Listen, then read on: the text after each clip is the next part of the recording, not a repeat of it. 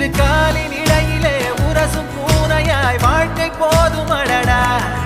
எதிர்காணும் யாவுமே தீண்ட தூண்டும் அழ